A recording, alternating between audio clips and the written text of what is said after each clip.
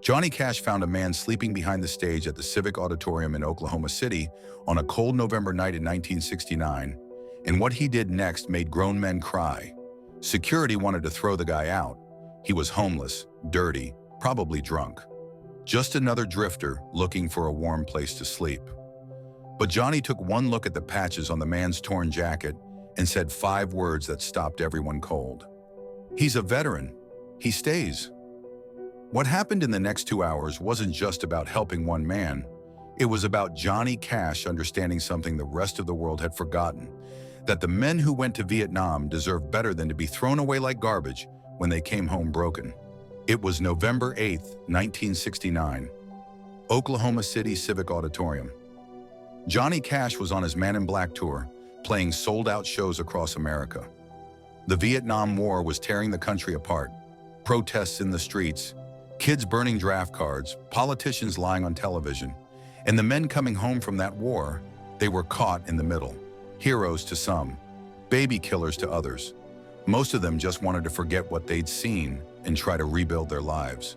But America wasn't making it easy. Johnny had just finished his sound check. It was about 6 p.m. The doors wouldn't open for another hour.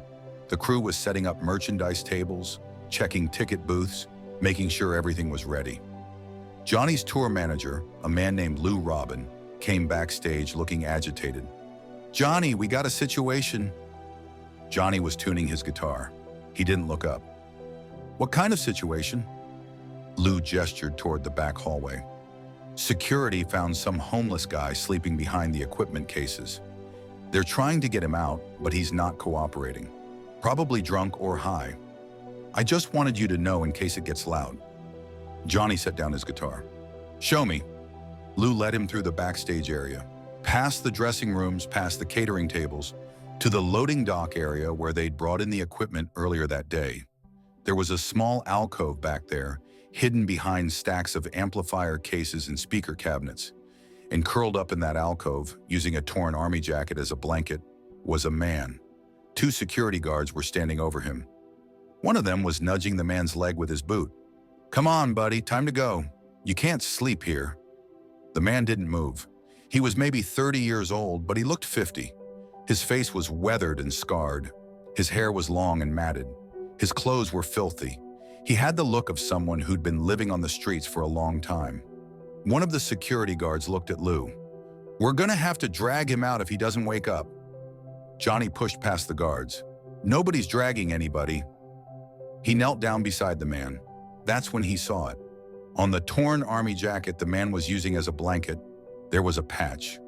1st Infantry Division, the big red one, and next to it, another patch. Vietnam Service, Combat Infantry Badge. Johnny looked at the patches for a long moment. Then he reached out and gently shook the man's shoulder. "Hey, brother, wake up." The man's eyes opened slowly. They were bloodshot and unfocused. He looked at Johnny without recognition. Then his eyes widened. You're Johnny Cash." His voice was rough, like he hadn't used it in days. Johnny smiled. "That's right. What's your name?" The man tried to sit up. He was shaking. Eddie Winters." Johnny helped him sit up against the wall. "You okay, Eddie?" Eddie looked around at the security guards, at Lou, at the equipment cases. "I'm sorry, I didn't mean to cause trouble. I was just cold. I saw the loading dock door was open, and I thought I could just sleep here for a couple hours. I'll go." He tried to stand, but his legs gave out. Johnny caught him. "Easy. When's the last time you ate?" Eddie looked at the floor. "I don't know. Yesterday, maybe. Day before." Johnny looked at Lou. "Get him some food. Whatever's on the catering table. And coffee." Lou hesitated. "Johnny, we got a show in 2 hours. We need to..." Johnny's voice was quiet but firm. "Get him some food, Lou." Lou nodded and walked away. Johnny looked at the security guards.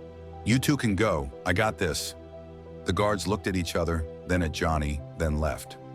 Johnny sat down on an equipment case across from Eddie. "You served in Vietnam?"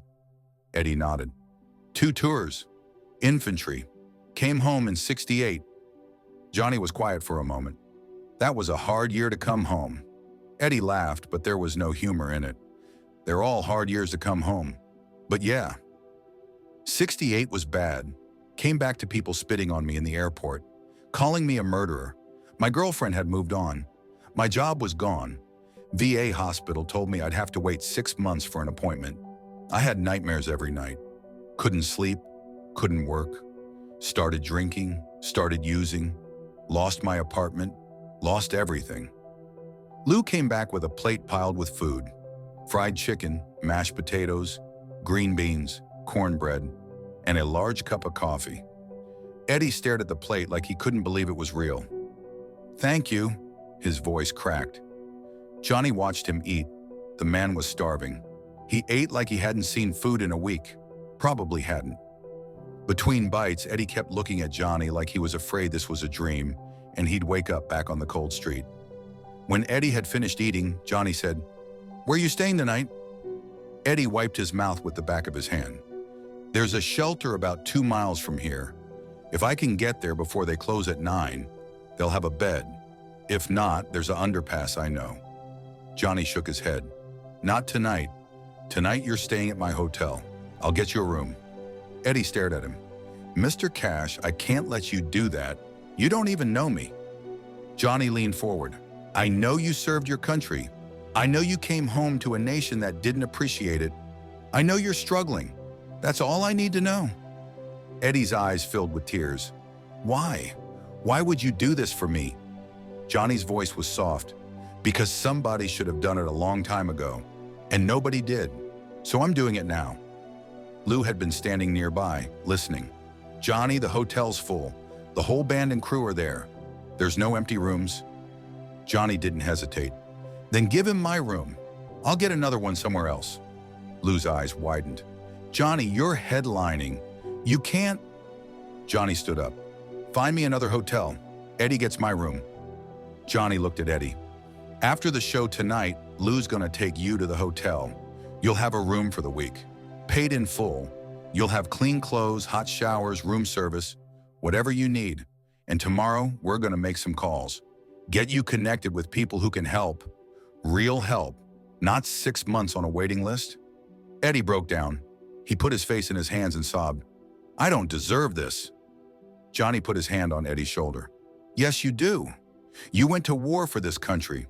The least this country can do is make sure you have a place to sleep and food to eat." Johnny stood up. "Now, I got a show to do, but I want you to watch it. From the wings. You're my guest tonight." He looked at Lou.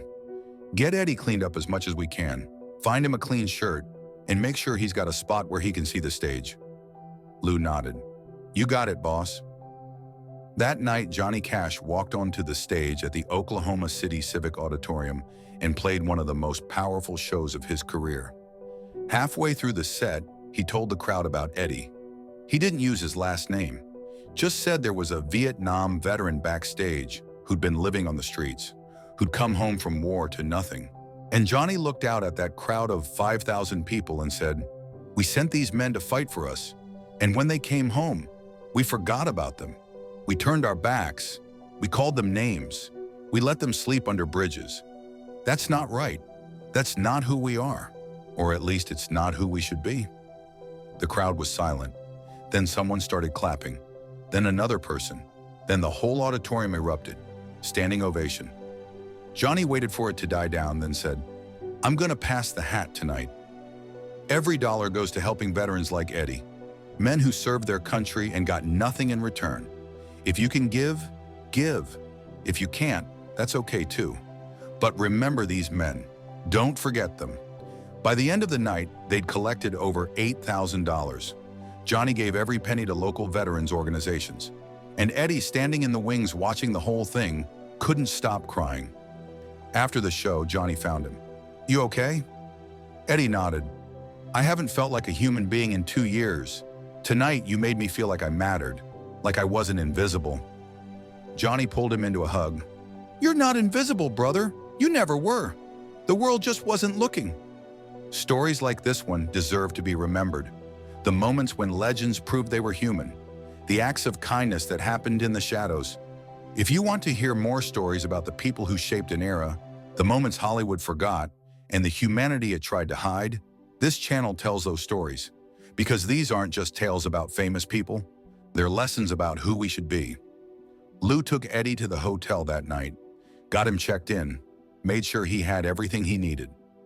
The next morning, Johnny's assistant made calls, connected Eddie with a VA advocate who knew how to navigate the system, got him an appointment within a week, started the process of getting him the benefits he was entitled to, found him a spot in a rehabilitation program that actually worked. Eddie Winters spent a week in that hotel room. He slept in a real bed. He took hot showers. He ate regular meals. He started to remember what it felt like to be a person instead of a ghost. And when the week was up, he didn't go back to the streets. The VA advocate had found him a spot in a halfway house for veterans. It wasn't much, but it was a start. 6 months later, Eddie was sober. He completed the rehab program. He'd started working again, doing construction. He'd found an apartment, a small studio in a not great part of town, but it was his. He had a key. He had an address. He had a life. He wrote Johnny a letter, told him everything that had happened, thanked him for seeing him when the world wouldn't, for treating him like a human being when everyone else treated him like trash.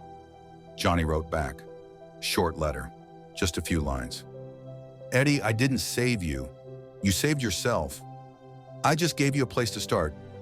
Keep going. Keep fighting. You've already survived a war. You can survive this too. Your friend Johnny. Eddie Winters kept that letter for the rest of his life.